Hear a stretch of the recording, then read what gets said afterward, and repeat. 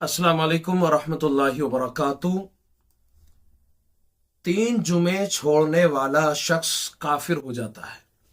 ये सवाल है कि अगर कोई शख्स लगातार 3 जुमे छोड़ देता है, 3 जुमे नहीं पढ़ता है, तो क्या वो काफिर हो जाता है या फिर मुसलमान रहता है।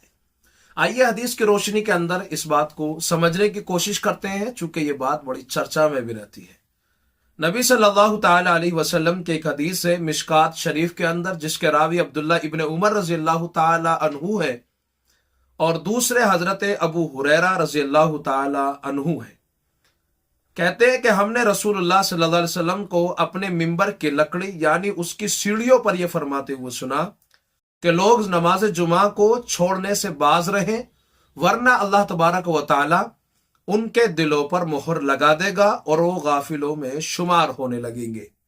एक और दूसरी हदीस है, नबी अलैहिस्सलाम ने उसमें फरमाया, जो सुनन अबू दाऊद में है, जामे तिरमिजी में है, नसाई में है और इब्ने माजा के अंदर भी यह हदीस मौजूद है।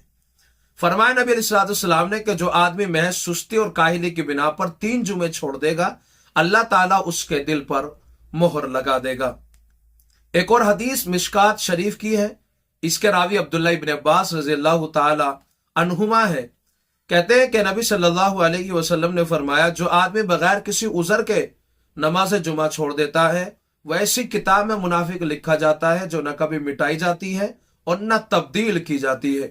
बाज रिवायात में यह है कि जो आदमी 3 जुमे छोड़ दे, ये वईद उसके लिए है।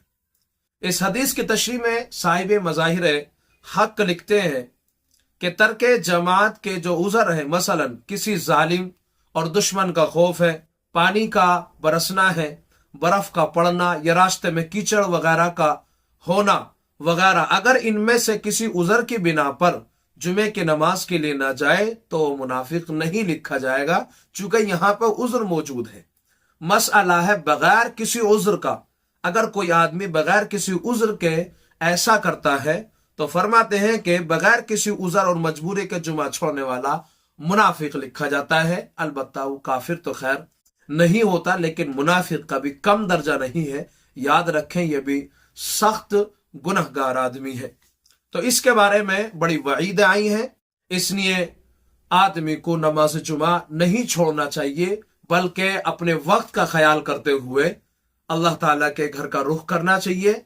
जैसे कि अल्लाह ताला ने खुद कुरान मजीद फुरकान हमीद में सूरतुल जुमा में इरशाद फरमाया है, या अय्युहल्लज़ीना आमनू इज़ा नूदिया लिस्सलाह मिन यौमिल जुमुआ फस्अऊ इला ज़िक्रिल्लाह, कि अल्लाह ताला के जिक्र की तरफ अब दौड़ो। जितने भी साजो सामान आपका बिजनेस, तिजारत, बेऔ शिरा, जो भी चीजें आप में जिसमें मशगूल हैं आप लोग, जो बिजी हैं आप लोग, उसको सब कुछ छोड़े और सिर्फ अल्लाह तबारक व तआला के घर की तरफ चले, अल्लाह का जिक्र की तरफ दौड़े, ताकि अल्लाह तबारक व तआला तुम्हारे गुनाहों को भी बख्श दे, माफ कर दे। और फिर उसके बाद में जब नमाज पढ़ लो तो फिर अपने काम में लग जाओ, कोई मसला नहीं है।